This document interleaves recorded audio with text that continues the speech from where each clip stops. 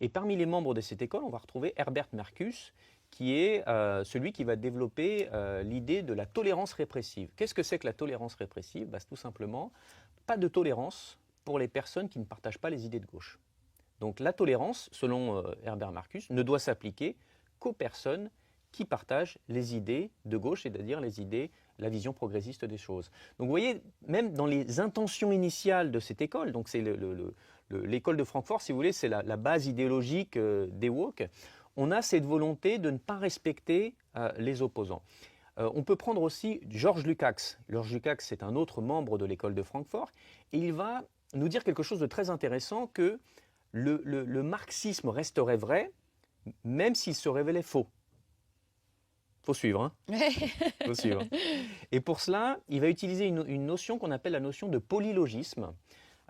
Polylogisme, c'est l'idée que la vérité, elle n'est pas universelle, elle est positionnelle. You speak your truth. Dis-moi ta vérité.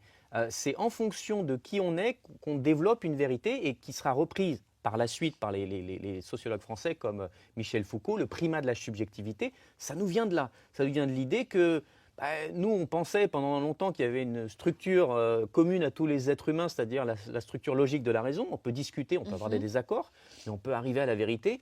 Et les marxistes, en tout cas les membres de l'école de Francfort, vont dire non, non, non, non. À partir du moment où vous avez une logique différente, vous êtes membre d'un groupe différent, vous avez une logique différente. Et Marx disait exactement la même chose. Il disait les bourgeois ne peuvent pas comprendre nos théories parce qu'ils sont bourgeois. Et ça a 3 conséquences. La première, il n'y a plus de discussion. Puisque oui, il y a des réalités superposées. Vous avez votre vérité, moi j'ai la mienne. Vous avez aussi un mouvement de promotion des idéologies, puisqu'on n'est plus dans la discussion. Et surtout, et vous avez dû peut-être le voir ces dernières années sur les réseaux sociaux, surtout vous avez le fait de se dire que si une personne est membre de votre groupe et ne partage pas vos idées, alors ce n'est pas un libre penseur, c'est un traître à la cause. Et il faut l'excommunier. Et le rayer de la liste. Il faut le punir. C'est-à-dire que vous avez des personnes, on se dit, alors soit une personne de couleur qui ne va pas partager les mantras woke, on va dire, tu es un vendu. Ou une femme qui va se dire, vous savez, la masculinité toxique, oui c'est vrai, mais pas toujours, pas tous les hommes. La culture de viol, c'est pas tous les hommes. On va dire, non, tu es vendu à la cause.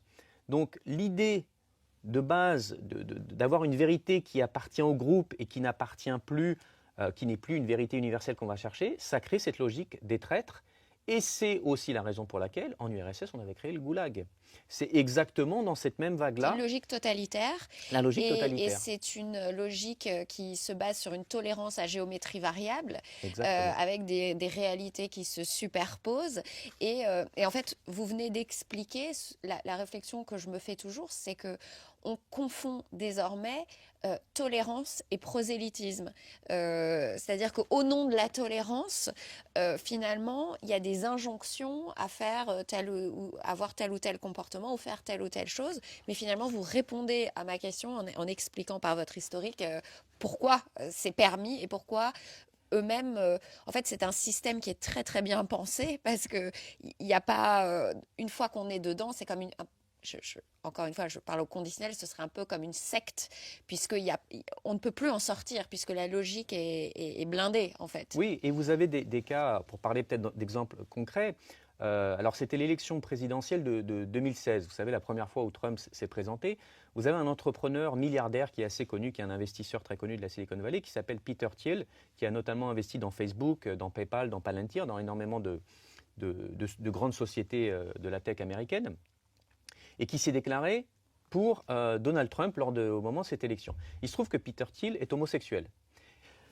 Pardon. Et vous avez tous les journaux, à l'exception, je crois, de NBC, de mémoire, peu importe en fait, mais à l'exception d'un seul, qui ont titré ou qui ont écrit un article sur le fait que non, Peter Thiel n'est pas homosexuel.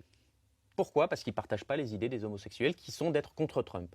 Donc, si vous êtes membre d'une communauté ou d'un groupe, vous n'avez pas le droit, selon les woke, à cause de ce Donc concept. cette minorité-là, finalement, lui, il était minoritaire peut-être au sein de son groupe, mais là, ça marche plus, leur théorie sur les minorités d'oppression. Là, pour le coup, il n'était pas une minorité oppressée, il était un traître. Il était un traître à la cause. Donc, vous voyez, leur système fonctionne toujours. Il y a toujours, ils trouvent toujours une parade à la logique, puisqu'il n'y a plus de vérité universelle et que chacun sa vérité. Chacun sa vérité, donc il n'y a plus de vérité, donc il y a affrontement, ça ne sert à rien de discuter.